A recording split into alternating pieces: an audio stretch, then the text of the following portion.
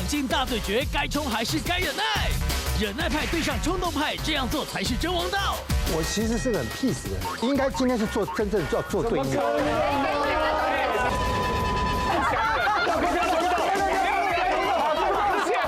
做人呐，4个字，以和为贵。 I don't care。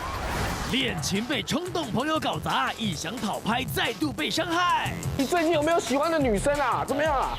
我说有啊，我最近跟这个女生聊得还不错。他说来，我帮你打给她。想当然一定是搞砸。提早看清楚也好吧，我觉得比较好啊，对啊。不是，无完肤哎，哇塞！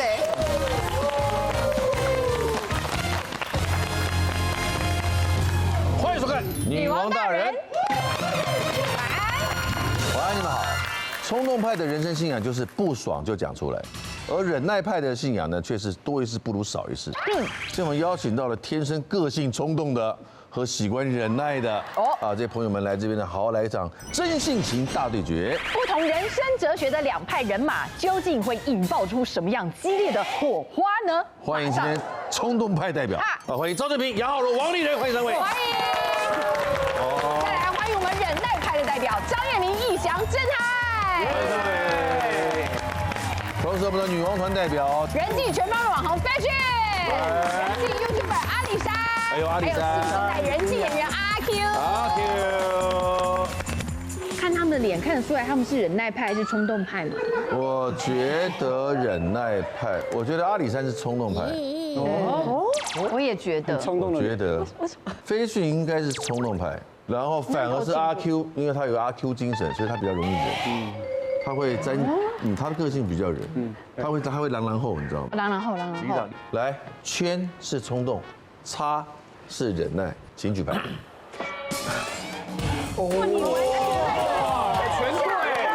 对，不愧是戏剧大师，好强哦！赵哥一直以来他形象风格非常的明确，真性情嘛，对吧？不是，其实我这是人设，我应该今天是做真正要做对应的。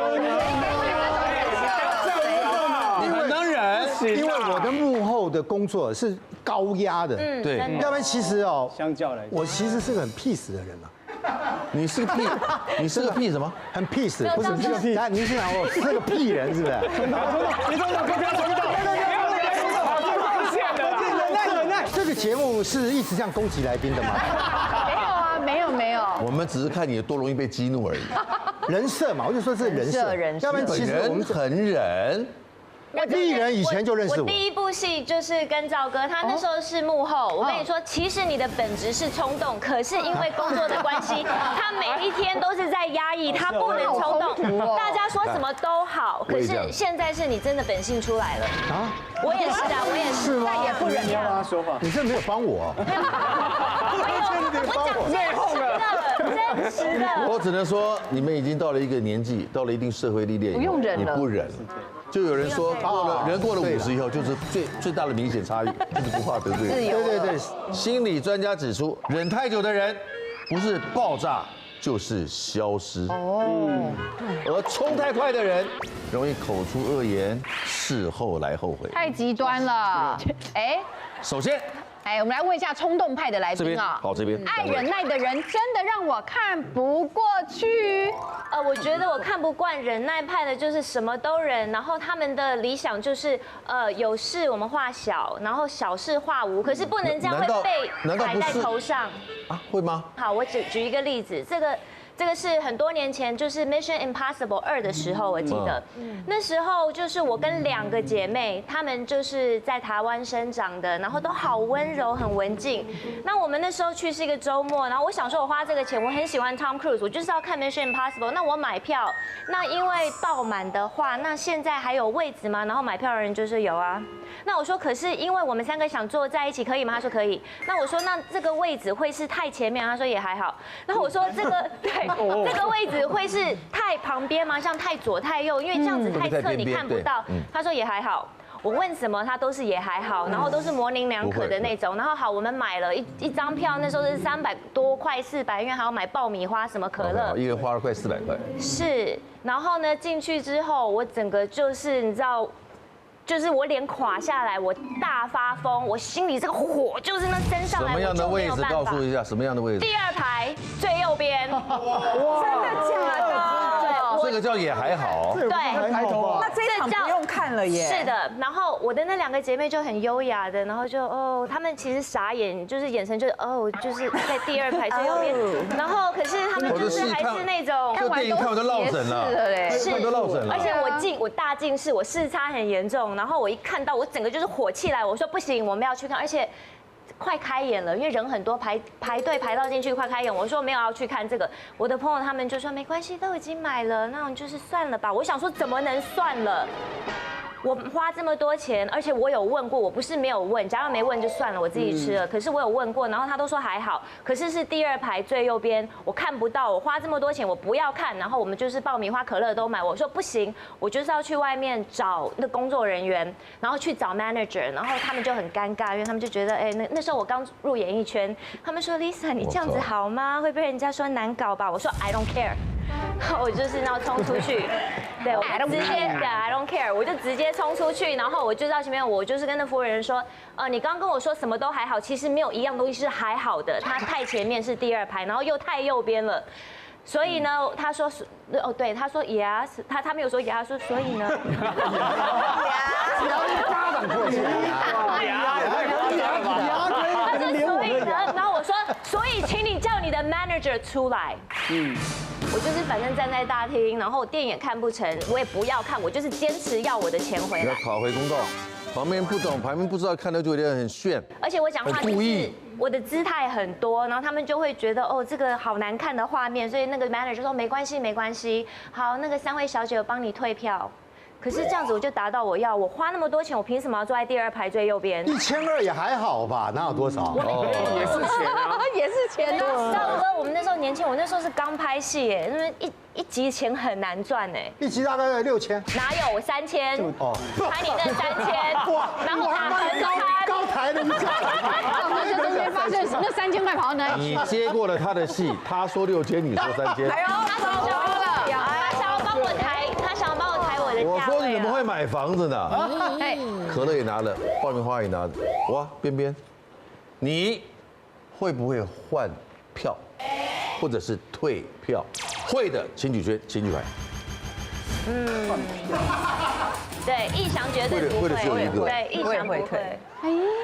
你们都不会哦？不会啊，不会。我以为日本人反而比较就是不敢讲哎。应该是说，就是因为如果朋友间的那个的话，我有点不好意思讲。可是我是那个客人，他是员工，然后他对我的态度不好，我有权利跟他讲。我是觉得这样。没错。哎呦，哎呦，好特别哦。他这样讲有道理啊，为什么你不会意想？我觉得做人啊，4个字，以和为贵。有没有？像面对赵哥这种人，我们就，赵哥谢谢您说的对，那我们就左边进右边出，对，再趁机捅他。逸翔就是私底下，你是阳奉阴违，我不会阳奉阴违那种，专做小动作的。下面小人呐，不是啦，等下我讲完啦。不好意思，那位民众，我们这边在录影，可以等一下。对，我也有情绪啊。然后呢，我是买完票之后呢，想说都要开演了嘛，也不好意思再去麻烦别人。我会怎么样呢？我会观察大家都进来了，5分钟之后往后面看，还有空位就坐了，一定就是自己换位。他刚刚讲那部电影，那部电影不太可能啊，他刚刚讲的那部电影，那个一定爆满，不是一般的电影，都已经爆满了，对啊，爆满了。你可能只能坐那个走廊啦。你见到鬼了，你看到有空位，台上可能有空位，看有没有人刚连塔位都没有的空位。你为什么会忍呢，叶明？我其实不是忍，是我处理的方式，会跟猎人姐一样，可是我不会用吵的方式，我会用询问的说，那因为你那时候跟我说还好，可是你给了我这个，那我们不太好，能不能那就换下一场或是怎么样的方式去解决啊？对，就是你不会现在大厅啊咆哮啊干嘛？我其实没有叫经理晓之以理。我是用跟他讲的方式，我说我之前买票就问过你会不会太侧，会不会太近，你都说还好，可是他就不是这样啊，所以不是这样的话，我要退票，谢谢。来，我请问一下，请问3位对面的就是所谓忍耐派的3位，是你们这一辈子有没有说过，请你们主管出来？应该有吧？真的没有，好陌生，真的没有。我到店长就到顶了。店长就是这个层级到店长，没有到主管，没有到经理，你找得到他，叫领班就不错了啦，还叫意翔，你是觉得你人微言轻吗，还是什么？他只能叫。我是觉得我就不想要闹这么大。对，我不想要这样闹。对，然后我顶多真的，我当下跟他讨，没有讨到我要的东西，我回去 Google 评论打1星。对，我们大概是这样。那个年代没有 Google， 我们那个年代还没有 Google。可是假如今天是跟你的老婆、小孩权益有关的，如果这个会啊，因为我自己如果退的话，我太太应该接受不了，所以这个就会为了太太去抗争。但是我自己不太。所以意翔的个性就是当下忍，事后弄。对，小人赢了，小人，对啊，先忍后弄这。种比较恐怖。哦，你们不喜欢正面冲突。对，或是就是后面再跟客户。我觉得这也有，像我也是不喜欢正面冲突的人。我懂我也是，其实我也偏这边。我们这样站好了。因为你是不忍。对，我以为是。因为你是不忍。我真的是冲动的。我没有办法。哦，我觉得冲动派的很容易会口出恶言，就是很容易会让这个局面变得很僵。像譬如说我在拍戏的话，如果我们譬如说剧里面有一个是冲动派的，他也许他只是对导演，可是他会让整个工作氛围变得很尴尬，不是只有他们2个人的僵。因为我之前拍戏的时候就有，我那时候刚出道没多久，我那时候还是演男二的角色，然后乃一算拍了蛮多作品，然后有知名度。那他感觉就是有点后台这样子，所以他每次可能拍戏的时候，他都是最后一个下来，然后也是要助理撑伞啊，什么什么。有排场啦。对，排场旁边很多那种就是要拱他下来，他才愿意下来拍戏。派头，很有派头。对，但是因为他有一点后台，所以导演啊，其他工作人员也不能说什么。可是其实私底下大家都非常非常不喜欢这个人，怨声连连。对，然后而且他会直接，譬如说这个剧本他觉得不好，他会直接到那个monitor 前面跟导演说，导演我觉得这个要改啊，什么什么，这个地方要改就是要改，不然就不要拍。不然这场戏那都已经要拍那场戏，对他就说我没办法演，然后导演就只好说好，那就改，反正就是这个冲突已经很多次，而且他还有摔过剧本。讨论的时候，然后就说那就摔剧本。在台湾嘛哈？在台湾吗？哇，摔过剧本，我们现场看到都觉觉得蛮傻眼的。他对，这个应该是20-30年前的艺人是这样，现在应该不敢。没有，大概多久前？13、14年前。差不多那时候还有，还有一些老的没死，应该会。还有一些老人还没挂。前辈是有一些前辈是这样。你觉得这样说话讨喜吗？我没讲谁啊，我指明说谁嘛。上个就直接而已。对，还有一批那一批。那是最后一批的，因为现在都没有这样子，所以你很羡慕酸剧本，也不是很羡慕，因为说有一天我当男一我也要这样。哇，没有，可是他后面他吃到苦头，因为我们那个戏是边拍边播，其实会看观众反应而修改剧本，但是因为他的情绪有影响到他现场的演出了，表演就越走越歪，越走越歪，然后就让观众开始，譬如说在网络上会开始对他留言说，哎，我觉得这男主角怎样怎样，结果好了，后来修改剧本了，就是好像慢慢把他写成比较不好，跟女主角有点不好，然后后来变成反派，然后变成我跟女主角了。哦，对，然后我就想说，哎，这个有点算就是逆袭吗？因祸得福。就虽然在现场，我们可能就是为了他，譬如说他要赶时间、赶通告，就先拍他的戏。那我曾经有到现场，譬如说10点书画，然后到下午5点没有光拍了，就请我回去。哦，对，就先赶拍他，但我也觉得就算，因为我那时候也没知名度嘛，就是新人，而且他在现场不只是会对导演、对工作人员会，曾经有一次光好像打他这边没有打好，他就直接自己去移那个光，说来我来移啊，害灯光师超尴尬的，天哪！然后补妆也是啊，他那个那时候冬天很冷，然后那个化妆师帮他补，他说哎，是刚从太平间出来啊。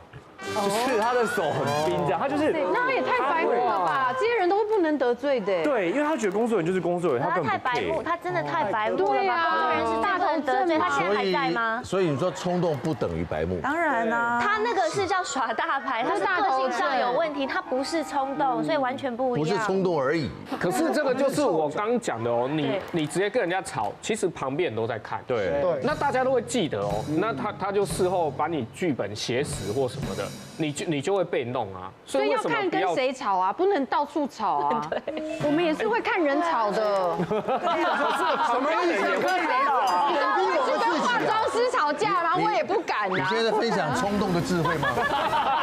要跟人看人，看人吵就对了。在冲动之前，你一定自己要先站得住脚，你要常常要熟读法律，对，你要保障自己之后确定不会输，你才能冲你的妆跟你的发跟服是交在他手中的，就不要吵啊。对可是啊。浩伦，你讲这也没那么容易能够判别说这个东西对我到底是不是有绝对的帮助。比如说他很确实的他是违法，或者是他你就可以上去讲啊。如果是跟你权益有关的，对啊，你就去或者是争取嘛。他那个男一为什么会这样子，大家会不喜欢他，是因为他可能自己也没有多厉害，而且站不住。他如果真的是这个演艺圈少不了他的，他可以如果继续讲。是埃尔帕西诺，他想怎么摔就给他摔。他如果是布莱德比特，一定是这样去。对汤姆克鲁斯对有在那 George 边 Clooney 一定可以。对。那个人现在还在吗？现在不在做别的行业。他是年轻的吗？那个时候拍的时候是年轻。不要乱讲啦！真的不能讲，不行。讲一下，赵哥，你做幕后做那么久，有看过这样的演员吗？有啦，一定有啊。是大哥级的人物，可是他做所有的事情，你都自己就把它变成合理化。对，比如说中午放饭，他就是要吃日本料理，我就要陪着跟他去吃日本料理。吃完日本料理，中午放饭才多少时间吃日本料理？我们要想办法去找日本料理，因为他是男一啊，对，然后就要处理他的日本料理，然后我们还要付钱，然后还让他喝酒，喝的脸红上来的时候，脸红了怎么录？照样录啊，叫化妆师来补妆，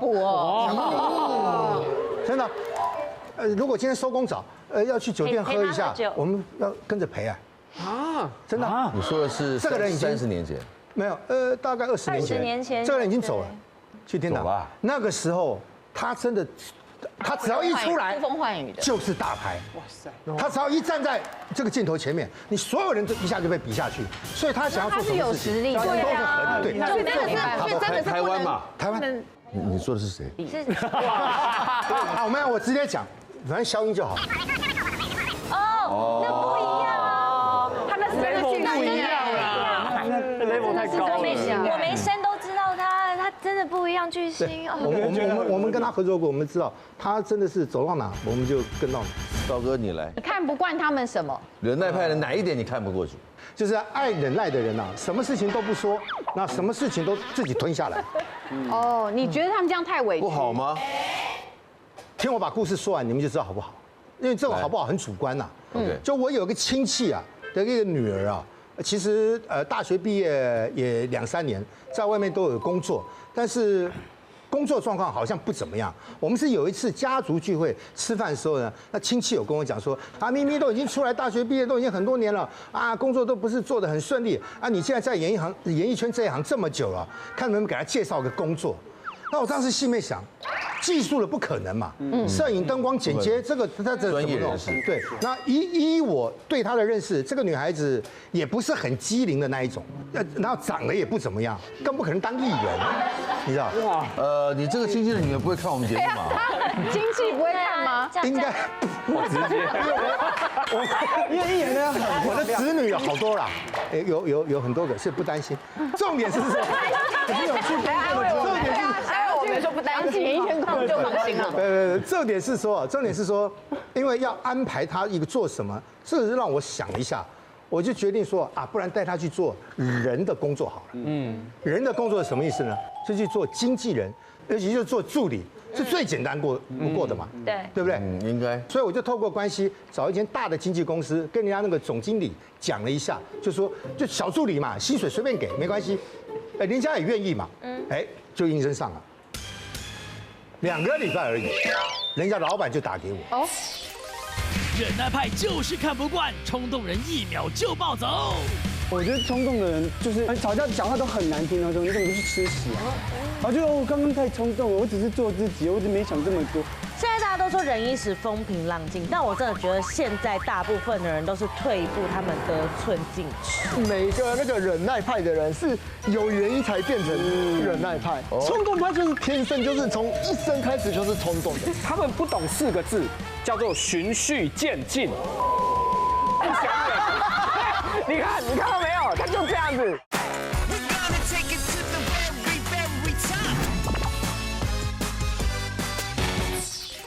人家很客气，也是很客气讲，就是哎，赵哥啊，你那个侄女哦，我说怎么了吗？就可能比如说啊，艺人会迟到，买饮料啊，买咖啡啊，会出一些状况。我当时心里面啊，其实我已经听不下去，就火就上来，我觉得很丢脸，因为我平常不会介绍工作给人家，我就电话挂了，我就打给我那个侄女，我先装傻，我问咪咪啊，那个最近工作怎么样啊？刚去了2个礼拜，还习惯吗？他说：“哎，不错啊，很好啊。”我说：“啊，真的吗？都没有什么问题跟困难吗？”他也还好吧，怎么了吗？他反问我怎么吗？我说：“我听说了，带错地方，带错地点，跑错地方，对，跑错地方。”我说：“这第一个，你是不是跑错地方？然后是不是有买饮料出问题？还有一个就是那个时间的误点啊什么的这样子。”迟到。他一听，就啪一声，你就听他哭了。我很讨厌女生这样子。一哭二闹三上吊嘛，所以我这一听，我又火就上来。他说他第一次他带那个艺人啊，因为他有带一个跟一个也是比较有分量的，就是资深的艺人。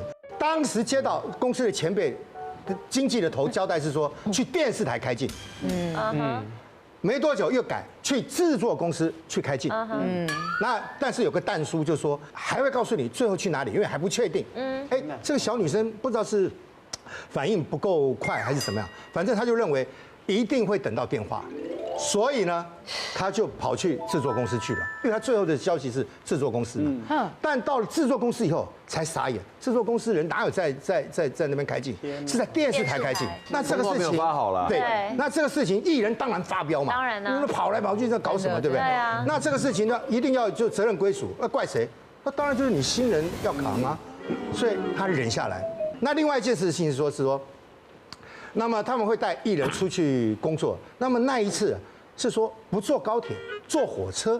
但是火车有个问题，火车有的时候这一班过去以后，就可能是要等很久，对，等很久。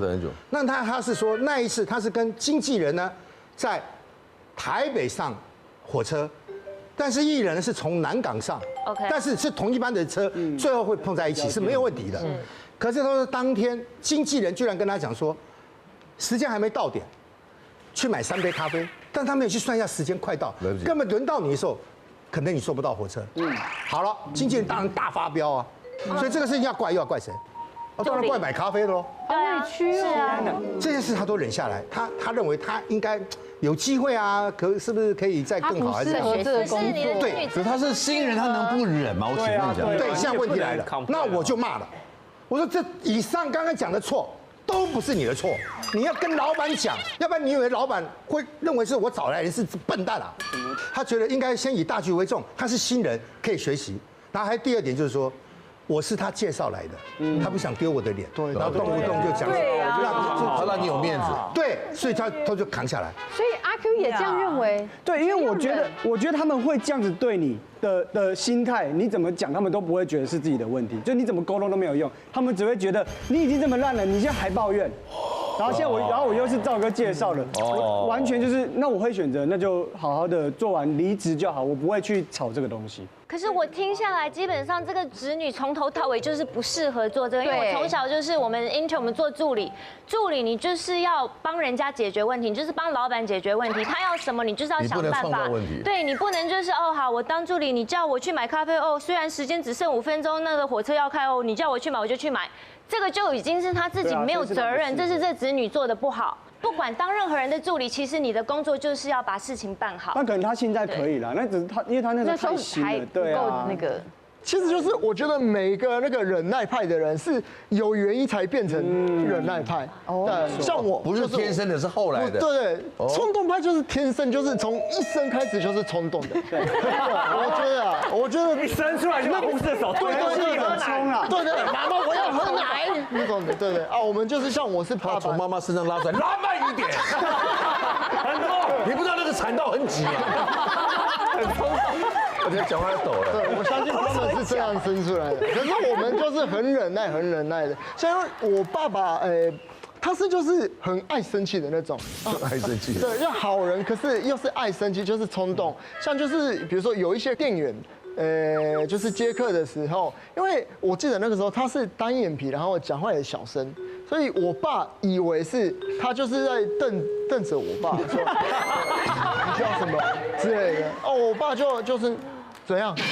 你是对我不爽吗？对，开始这样就是生，很冲动，一讲就很对，这样冲动。对，但后来就是我说不是啊，他。只是长这样而已，不是瞪你。我爸说是对不起。还有一次，可是我觉得冲动派也是一种好的地方，就是我之前小时候撞到那个路人撞到我，还是我撞到路人，我忘了，反正就是这样，然后我他说撞得不轻哎，谁撞谁都不知道。小时候嘛，怎么会这样子啊？总之就是我跌倒受伤了，我爸爸这样就对他很生气的说：“你到底是怎么回事？我小孩这样跌倒，你是想要我小孩伤害吗？什么之类的，这样生气。我印象蛮深刻的，我觉得这件事让我很开心的事情。爸爸保护你，对，有保护我，对。可是如果我的话，我可能就是没办法那么凶。”有时候爸妈的个性跟小孩完全是一个反差，就是爸妈很冲动的时候，小孩反而会很在那样的一个情况，人命关天，你要怎么冷静？怎么冷静？还没问题了吧？还活着。先生，以后开车的时候，麻烦到这边稍微停一下，你这样会碰到人，会痛的哦。岔出来。麻烦你配合，谢谢你。会这样子，就不能忍了啦。我当爸爸就可能会改变，变成冲动了。看什么状况，还有什么对象？没错。冲动的人更聪明，见机行事超厉害。我很难把自己的生命交在别人手里，去等人家宣判答案。OK。整个电视台呢要裁员或者是会怎么样？我一听到这个风声还没有确定，我就递辞呈了。但是我们就是聪明的。然后我离职之后呢？你看，又是另外一个转移。这种冲动蛮帅的，对，很帅。怎么没几个人做得到？有规划，没几个人做得到。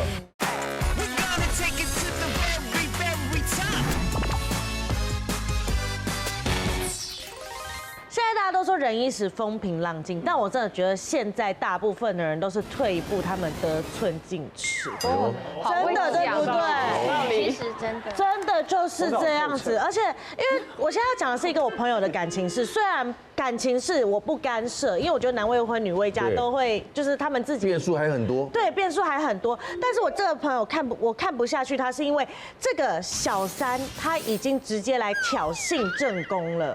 就是对这个小三，他会比如说故意去密我朋友的男朋友，然后讲一些比较咸湿的这种对话，然后拍一些比较私密的照片，传给她男朋友就算喽，小三还会故意截图下来，再传给我那个朋友，等于传给正宫。你看你男朋友这样跟我讲话，怎么居心啊？到底对，很过分，对不对？然后大概是多咸湿的对话，我可以知道一下吗？可能18禁哦。18禁吗？对，18禁的。你讲个大概，然后到哇，这海水好咸好湿哦，这样之类的 ，literally 就很咸湿的那种。对，就是可能差不多要水灾了，对，之类的，对，差不多水灾，泛滥成灾，爱如潮水，很夸张。然后再来就是，但是因为我那个朋友他就是可能太爱她男朋友了，所以他就觉得没关系，他忍。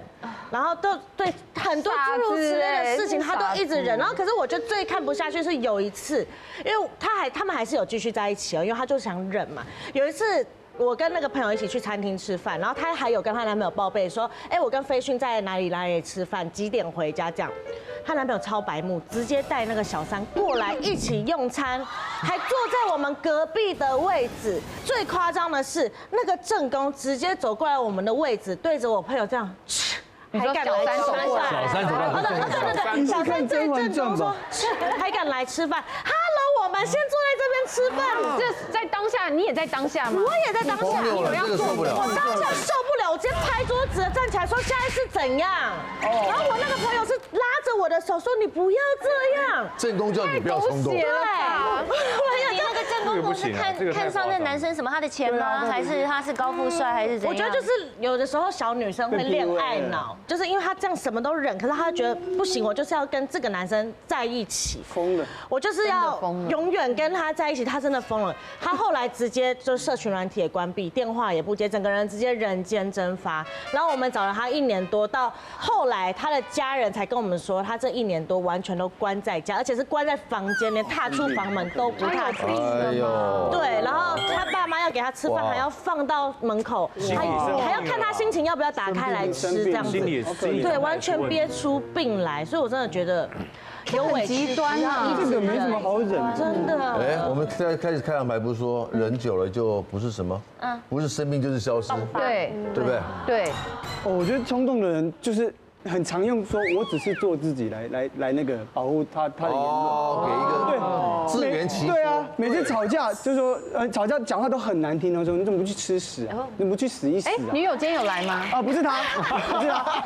然后就说我刚刚太冲动了，我只是做自己，我只没想这么多。我就想说，你已经伤了人了，然后你还要就是伤人的是你，道歉的也是你，那混乱的就是我。而且画面还是你在大街上给我巴掌，你在小巷子跟我道歉。对，他们道歉永远不是在大庭广众道歉，这个是我最不喜欢的。对，没有。但你说的是一个又冲动又没有礼貌的人，对，这是一个两种加起来的。哦，对了，回到冲动的最后一位杨浩如，那位阴阳人，不是什么阴阳人？为什么我就是没有办法做阴啊？我说那位音乐人，没办法做阴的啦。对，因为我觉得我们冲动的人是掌握了自己的生命。你知道忍的人很常的说一句说，哎，忍一忍啦，忍过去就好了啦。是，我们再等等看啦。你的生命你能活多久？你要等到什么时候？我现在想一想啊，我现在人生2大转折，都是因为我冲动，在别人眼里冲动，我反而能够掌握自己的命运。第一次是电视台，整个电视台呢要有风声传出来说，那个电视台的高层全部要出走，然后所以大家会裁员或者是会怎么样。我一听到这个风声还没有确定，我就递辞呈了，我就决定出国念书，就报 IELTS， 我就考 IELTS。那你知道身边多少？我相信现在很多上班族也是这样，包括我老公也是这样哦。他们就是都很习惯说，再等等看吧，这可能是风声吧，没有这么严重吧？会裁员吗？也不会裁到我吧，还好吧？哎，那一批的人高层要带走，应该会带到我吧？我应该会跟着他一起过去吧？我帮他这么多，每个人都是用这种东西来忍，来说服自己哦。我就不忍，我们那么多同事跟我讲说。你干嘛这么冲动啊？你干嘛递辞呈啊？你现在都你就继续做啊，能领多久就是多久啊！我就不要，我就出国念书了。就后来人家那一批全部走了，也只不过带1-2个人。我们娱乐线的很多人被跑去调去跑社会线啊，看尸体啊，很多人去跑政治啊，完全一窍不通。被政治线的记者哇那个。欺负的要命，因为我们就是不是，但是公司要赶走你有几百种的方法，他也不会让你自己去离职。我反而当初自己离职的时候，我还可以跟公司保持一个很好的关系，我还可以跟他谈条件，对不对？见好就收的时候。对啊，因为我是要出国嘛，我有自己的这个规划，而且公司在那个摇摆不定的时候，你自愿走，他也还好高兴哎，不用付你遣散费。对啊，他还好高兴哎，还跟你嘘寒问暖，觉得有优退或遣散费吗？我们那时候我有谈到优退哦，我第2次就是黎智英要走的时候，那时候他也要回香港，然后大家也是在等，我也是风声一不对我就马上转，我就马上就离职。然后我离职之后呢，就开始有人找我上节目，你看又是另外一个转折，因为我觉得我很难把自己的生命交在别人手里去等人家宣判答案给我。OK， 我觉得这种冲动蛮帅的。恋情被冲动朋友搞砸，一想讨拍再度被伤害。你最近有没有喜欢的女生啊？有啊，我最近跟这个女生聊得还不错。我说，哎呦，这不错啊，这很好哎，来，我帮你打给她。想当然一定是搞砸。比这样好啊，对啊。不是，如果是我的话，我会打给那个女的，叫她跟他分手。体无完肤哎，哇塞！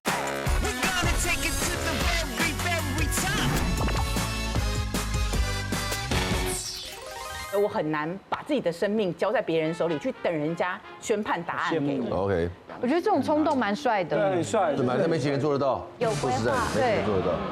你不要等别人带着你去哪里，你要相信自己。没有退路的时候听到没有，逸翔？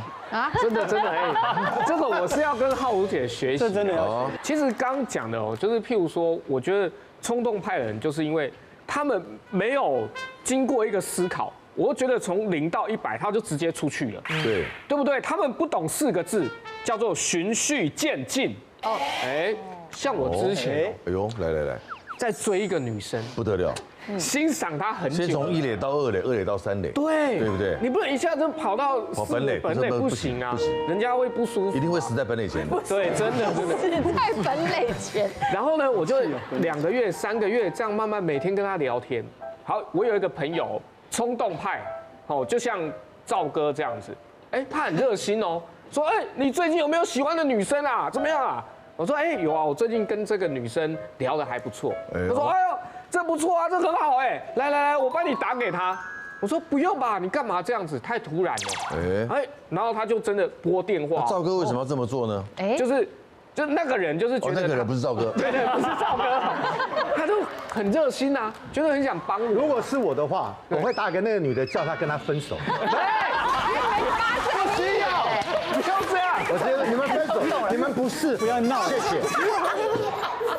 别浪费时间。哎，但是呢，他就马上打了，那个女生还接了，因为他是用我的电话打的。对。然后他就说：“哎，你好，我是谁谁谁的朋友。”然后逸翔现在在我旁边。哇，他就直接这样哎。这样一翻两瞪眼就对。对，他就这样。对决。然后我那个朋友就说：“我跟你讲啊，逸翔说他喜欢你啦。”他直接跟我这样讲哎。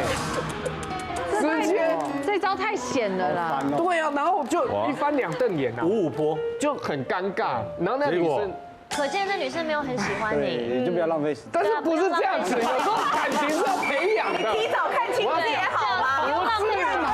培养钱花更多时间在他身上，你就变成你看他们就是这样子，他们就是比较好啊，对啊。不是，他的意思就是说，像那个面包的面团要发酵嘛，那你还没有到那个发酵时间，你就把它掀起来，那个面团总是要醒不面。会喜欢的，你再花多少时间都不会喜欢的，相信我。难讲，真的难，不要让我们破灭，慢慢感动他。不会，真的不可能。不可能。偶像剧他们怎么这样子啦？现在80分几分了？我们先别急着下结论好不好？对，先跟他讲，你受不了他那个冲动，直接直球对决的方式，对不对？结果是如何？想当然一定是搞砸，因为那个女生就后来很少再联系，对，因为就是被吓到了，吓跑。然后我后面还要打圆场说没有啦，我们在开玩笑或什么，可是后面要跟她聊就很尴尬，因为那女生已经对你有防备了。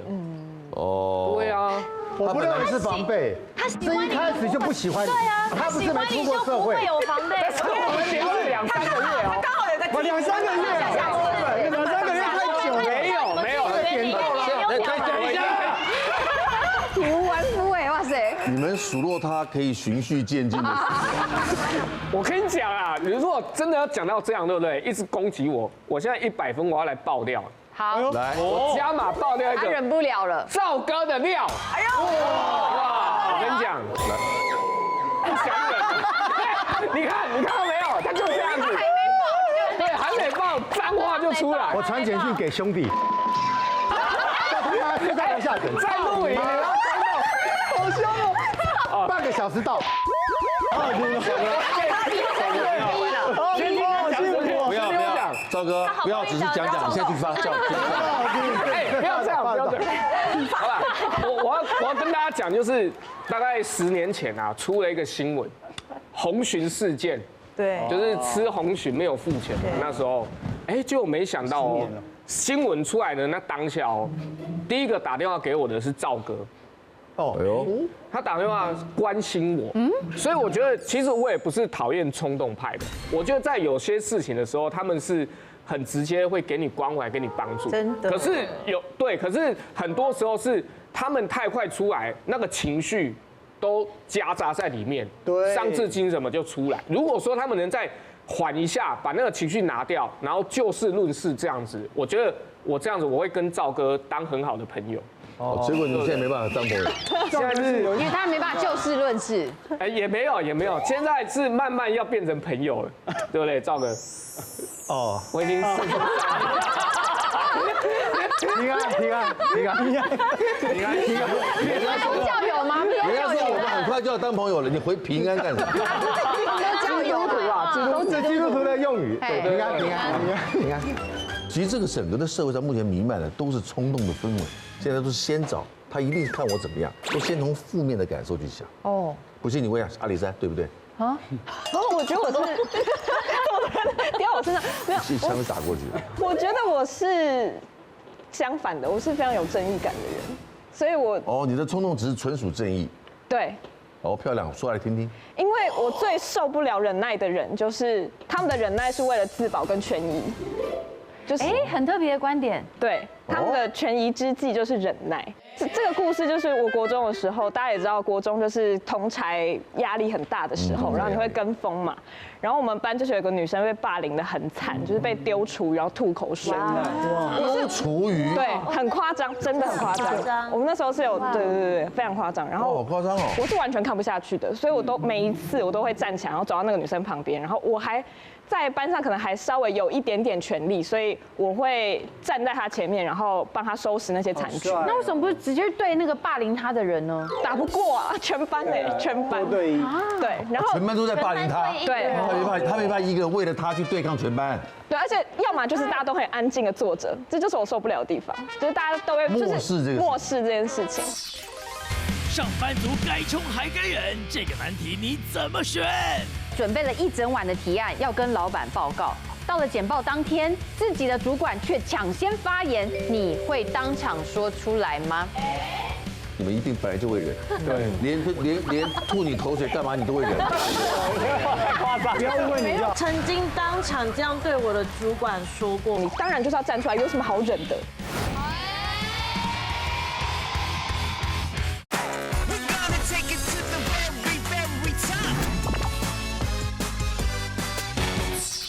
大家都很安静的坐着，这就是我受不了的地方，就是大家都会就是漠视这件事情。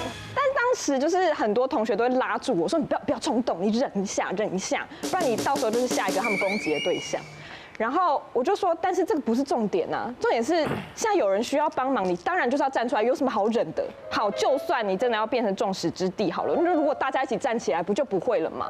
然后大家就是忍啊。你真的超适合当烈士的耶！我就是有侠女梦，确实我也后来真的有被霸凌啊，就我真的就是下一个。哇，但你真的，但你已经准备好了，是因为你伸出援手。对，真的假的？然后他们怎么一样方法？但没有这么夸张，但他们就是会收集一袋的口水，然后倒在我的桌上，也是挺用心的啊，很用心，还要收集，收集到一袋也不容易，一人吐一口啊，哪有？好恶哦！这些人的结局，我们现在没有联络，不知道。别联络，就是顶多像我们这种年纪的国中、高中那时候霸凌就。也不算霸凌，算同学好玩，顶多就是到操场去把人家阿鲁巴而已。对啊，那也是霸凌耶。没有，那好玩的啦。也是阿鲁巴会永久伤害的。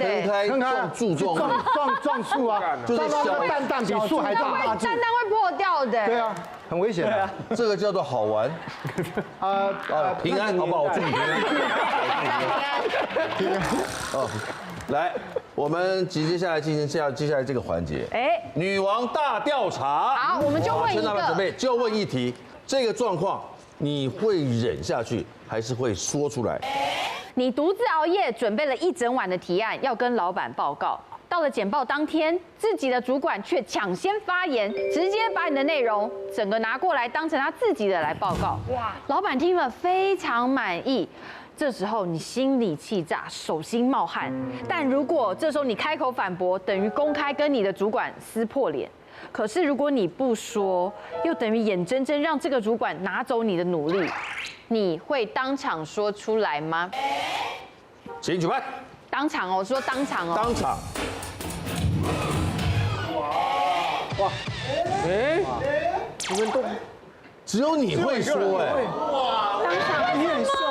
哇！只有你会说。我真的有曾经当场这样对我的主管说过类似的问题。哦，哇，连那3个冲动的都不说哎。为什么？我们就是聪明的，我们又不是白目的，就冲动要看时机啊。冲动不等于白目。对，漂亮。那你为什么白目？不是，我今天你为什么？啊？我也不是白目，但是因为当初那个是就是我们每个人有一个电脑，我已经把我弄好的这个资料存在我的电脑里面，结果那一个主管他是直接拿他的随身碟去 copy 我的，然后再交给我们的大主管。哇，对，这犯法了吧？对，这个是真的我忍不下去。然后那时候在开会的时候，我们的大主管就说，这个某某某小主管表现得不错什么的。我那时候越看越说，这些不是都是我做，而且我那时候3天没有睡觉，我打出来的报告，我真的完全没有办法接受。我那时候就直接跟那个大主管说，大主管不好意思，这些东西我可以提出我整理的证据。这些真的不是这个小主管用的，但是我觉得还好，因为我们大主管算是比较明理的，所以是有让小主管受到惩罚。但是我没有做很白目的行为，因为这些都是我的心血啊，不是吗？对吧？但是我们可能不会当场说，但是会等这个会开完之后再看怎么处理。你为什么会选择不说？是因为生存哲学吗？因为他当你的主管一定是有原因的，他跟大老板又有什么共同的情谊跟并肩作战的一些对，而且他敢在现场整晚端走，表示他也是有备而来的。对，就算他在专业上面可能没有你整理资料整理的这么厉害，但他跟老板之间一定有一些其他方面是你这个小喽啰进来的时候你没有参与过，而且你生活中你只会接触到你的主管。当他能够赏识你的时候，你也许升的也很快，你不一定要最大的来那个，因为你太小了。事缓则圆这件事情不能够当下做，绝对不能，你知道吗？放了一课。这边我想这边应该不用太多，因为你们一定本来就会忍，对，连吐你口水干嘛你都会忍，不要问你要多喷吐吧什么的吐吧。他们今天有一个戏要宣传，来，忍不住了，该宣传了。我们那个拍摄宝岛西米德台视的新戏，礼拜1到礼拜5晚上8点。哇！在未来戏剧台43频道，每周1到周55点到7点播出。哦，对，那这是一个时代剧。那我在里面呢，饰演一个米店的老板，是属于冲动派的，很爱讲八卦，嘴巴停不下来。完全是本色演出哎，不是，我是忍耐派在演出的。只要把赵哥的形象放进来，他就会演。可以装进来就会演。那彦明呢？我在里面是演一个上海的黑帮老大，他算是介于冲动跟忍耐之间。他为他的爱人是可以冲动，但是他自己是忍耐的，因为他是已经做到老大的位置，基本上他不会是处理事情是冲动。但是你如果欺负到我的爱人、我的家人的时候，这个我就不能忍。波斗 C B 咯，对不对？C B 咯，期待。有人讲啊，沉默是金，但有时候沉默也是毒。是毒啊！你越忍越不被理解，你越说越怕被误会。对，听好，我们整理的非常的好。这是阿德勒说的啊，能冷静也能坦白，能体谅也能表达。该忍的时候稳得住，该说的时候不退缩。送给大家，女王大人，下次再见 ，See you， 拜拜。谢谢正太，谢谢一翔，谢谢彦明。